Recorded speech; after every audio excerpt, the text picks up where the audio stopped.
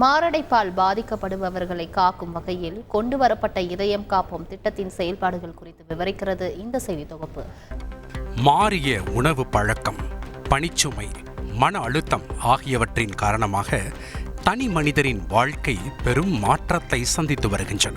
இதன் விளைவு சிறியவர்கள் முதல் பெரியவர்கள் வரை சர்க்கரை நோய், இரத்த அழுத்தம் உள்ளிட்ட நோய் பாதிப்பு அதிகரிக்க காரணமாகிவிடுகிறது. அதிலும் குறிப்பாக இருதய பாதிப்புகள் அதிகரித்து வருவதை காண முடிகிறது. அண்மை காலங்களாக இருதய பாதிப்பு இல்லாத இளைஞர்கள் திடீரென மாரடைப்பால் உயிரிழக்கும் சம்பவங்கள் அதிகரித்த வண்ணம் உள்ளன. 1990களில் 60 வயதுக்கு மேல் உள்ளவர்களுக்கு மட்டுமே மாரடைப்பு ஏற்பட்டு வந்த நிலையில் தற்போது 30 வயதுள்ள இளைஞர்களுக்கு ஏற்படுகின்றன. உலக அளவில் ஆண்டுக்கு 17.9 மில்லியன் பேர் இதய நோய் தொடர்பாக இறக்கின்றனர். இதில் குறைந்தது 1/5 பங்கை இந்தியா கொண்டுள்ளது என உலக சுகாதார நிறுவனம் வெளியிட்டுள்ள ஆய்வறிக்கையில் தெரிய வந்துள்ளது. இந்தியாவை பொறுத்தவரையிலும் கடந்த 2020இல் ஏற்பட்ட மாரடைப்பால் 28,680 பேரும், 2021இல் 28,449 பேரும், 2022ஆம் ஆண்டு எண்ணிக்கை அதிகரித்து 32,457 பேரும் உயிரிழந்துள்ளனர். 10 ஆண்டுகளில் 50% மேல் மாரடைப்பு மரணங்கள் அதிகரித்துள்ளதாக தேசிய குற்ற ஆவண காப்பகத்தின் தரவுகள் தெரிவிக்கின்றன.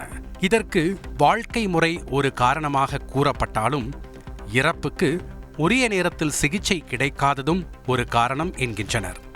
இதற்கு தீர்வாக தமிழக அரசு சார்பில் இதயம் காப்போம் என்ற திட்டம் தொடங்கப்பட்டது. ஒருவருக்கு மாரடைப்பு ஏற்படும் போது முதல் 60 நிமிடம் மிகவும் முக்கியமானது. இதனை கோல்டன் ஹவர்ஸ் என்று குறிப்பிடுகின்றனர். அந்த நேரத்தில் அருகிலுள்ள ஆரம்ப சுகாதார நிலையத்திற்கு செல்ல அறிவுறுத்தப்படுகிறது. அங்கு மாரடைப்புக்காக மாத்திரைகள் வழங்கப்படுகிறது. ஆஸ்பிரின் 150 mg 2 மாத்திரைகள், குளோபிடோகரல் 75 mg 4 மாத்திரைகள், அட்டோவஸ்டாட்டின் 10 mg 8 மாத்திரைகள் என மொத்தம் 14 மாத்திரைகள் வழங்கப்படுகிறது. அதன்பின் மேல் சிகிச்சைக்காக மாவட்ட மருத்துவமனைக்கு பாதிக்கப்பட்டவர்கள் அனுப்பி வைக்கப்படுகின்றனர். தற்போது இந்த திட்டம் மூலம் சிகிச்சை பெற்ற 98.7% பேர் நலமுடன் உள்ளதாக சுகாதாரத்துறை மேற்கொண்ட ஆய்வில் தெரிய வந்துள்ளது. தமிழகத்தில் கடந்த ஆண்டு ஜூன் முதல் இந்த ஆண்டு மே வரை மொத்தம் 6,090 பேருக்கு சிகிச்சை அளிக்கப்பட்டதுடன் அதில் 6,011 பேர் நலமுடன் உள்ளது தெரிய வந்துள்ளது. இத்திட்டம் மூலம் 60 வயதுக்கு மேல் உள்ளவர்களில் 1,744 பேரும், 46 முதல் 60 வயது வரையிலானவர்கள் 2,771 பேரும், 31 வயது முதல் 45 வயது வரை 1,395 பேரும் சிகிச்சை பெற்றுள்ளனர்.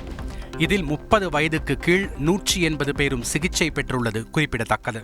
இதனால் உயிர்காக்கும் கோல்டன் ஹவர்ஸில் அருகிலுள்ள சுகாதார மையத்தில் அணுகலாம் என அறிவுறுத்துகின்றனர் சிகிச்சை பெற்று குணமடைந்தவர்கள்.